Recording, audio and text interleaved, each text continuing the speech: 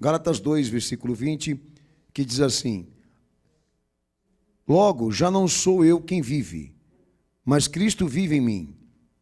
E esse viver que agora tenho na carne, vivo pela fé no Filho de Deus, que me amou e a si mesmo se entregou por mim. Na verdade, eu deveria ler o versículo 19, e aí os irmãos me perdoem, mas eu vou retomar a leitura, não tem problema. Aí em Gálatas 2,19 diz assim, né? Porque eu, mediante a própria lei, morri para a lei, a fim de viver para Deus. Estou crucificado com Cristo. Logo, já não sou eu quem vive, mas Cristo que vive em mim. E esse viver que agora tenho na carne, vivo pela fé no Filho de Deus, que me amou e a si mesmo se entregou por mim. Amém. Amados, eu venho constantemente dizendo aos irmãos que a gente chega nessa conclusão porque isso está muito claro, está muito expressado pela igreja atual, que existe uma ruptura e um afastamento das pessoas com o evangelho verdadeiro de Cristo, né? A gente chega nessa conclusão pela questão mesmo desses julgamentos, desse discurso, dessa palavra, desses ensinamentos que não trazem elementos doutrinários legítimos e verídicos de Cristo. A igreja hoje ela cumpre uma agenda educacional com o Estado, com objetivos que não convém o caso eu entrar em detalhes aqui, mas que nós sabemos qual é o propósito. O propósito é formar uma sociedade para uma ordem mundial. O propósito não é formar discípulos para servir a Cristo. Isso está muito claro lá fora. Amém? Inclusive, um outro ponto que o pastor eu venho me queixando aqui, que está muito difícil você encontrar pessoas que aceitam o discipulado, que tenham essa demonstração de dedicação a conhecer melhor Jesus, a entender melhor aquela proposta que se cumpriu ali no Calvário, saber qual tipo de mensagem, quais são esses apelos que o Senhor direcionou à humanidade e à igreja. Não há um interesse, existe um descaso geral, né? E eu espero que não seja você ali dentro daquela maioria. Mas o fato é que o Senhor me deu um texto hoje aqui para trabalhar que Paulo faz, né? Esse levantamento do evangelho que Cristo pregou. Tendo em vista que nós não cremos no evangelho de Paulo, mas no evangelho do Cristo. Amém? Porque a igreja foi edificada e instituída a partir disso. E Paulo faz um levantamento aqui de alguns detalhes que o pastor, eu tenho entendimento que vai colaborar para a definição disso, né? O chamado de Jesus ao homem e o chamado de Cristo à igreja. Tá? Eu queria começar por esse detalhe, porque Paulo, quando escreve o texto do capítulo 2, ele deixa muito claro que a vida dele, o ministério dele, estava governado e subjugado pelo acontecimento na cruz. Isso é um fanatismo dele, um perfil dele? Não.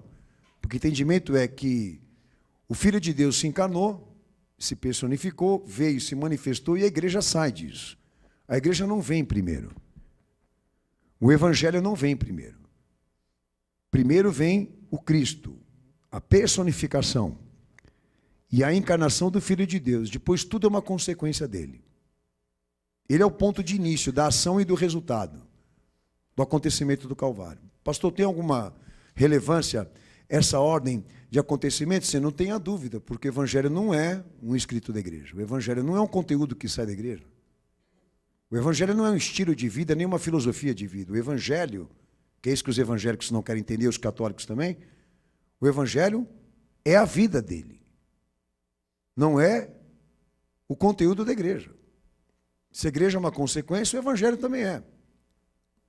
E trazendo essa correção para a ordem do tempo e do espaço dos acontecimentos de Deus e da redenção, você chega à conclusão. Quem você tem que seguir e a quem você tem que se sujeitar. E Paulo deixa claro aqui que ele está governado e subjugado pelo acontecimento da cruz em tudo aquilo que ele vivia ministerialmente na fé, que não é um estilo dele, é o chamado.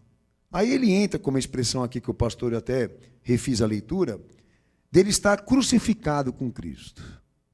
Tá? Há muitas formas de você entender e compreender essa expressão. Tá?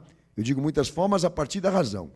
Mas do conceito mais bíblico e doutrinário, quando Paulo diz, estou crucificado com Cristo, ele está trazendo ali, na sua narrativa, na sua expressão, no seu testemunho, de que ele tem reconhecimento total daquilo que se cumpriu em Jesus, messianicamente.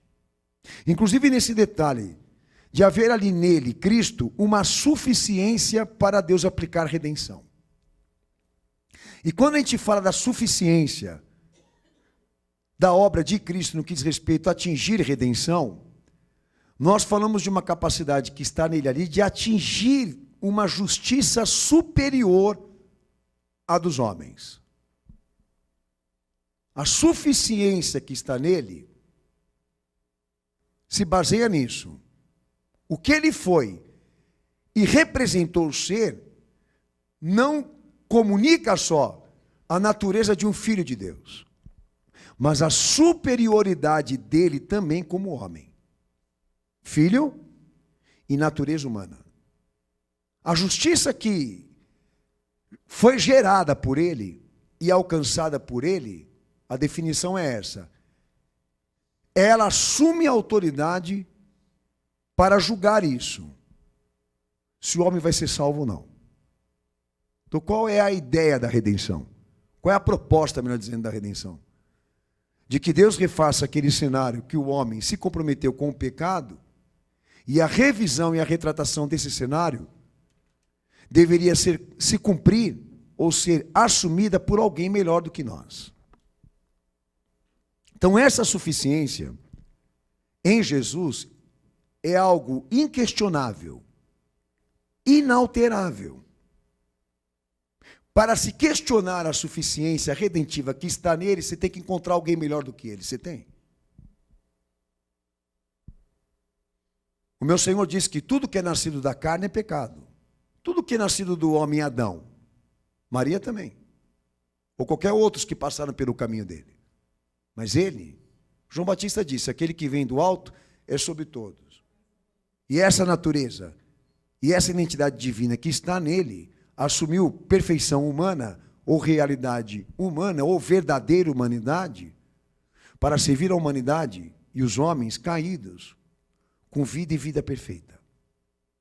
Então essa suficiência se ampara numa justiça superior à dos homens. E Paulo traz esse reconhecimento aqui. Há uma justiça lá inatingível por nós. Você tem esse reconhecimento?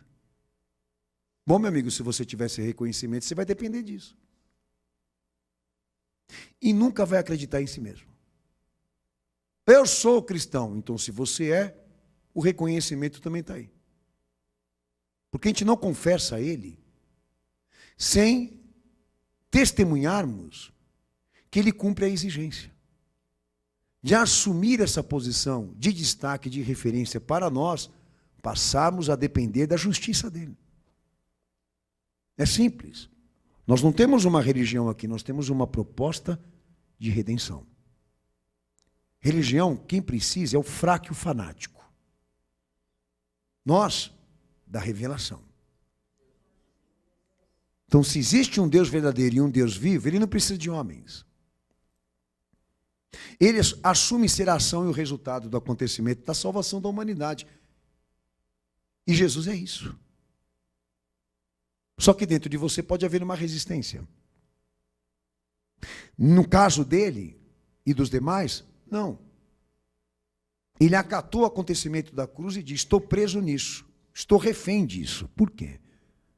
Porque Deus convenceu quem é o Filho e deu a ele a capacidade para gerar uma justiça tal que pagasse pelo direito da salvação com Deus, ao ponto do homem não conseguir atingir isso.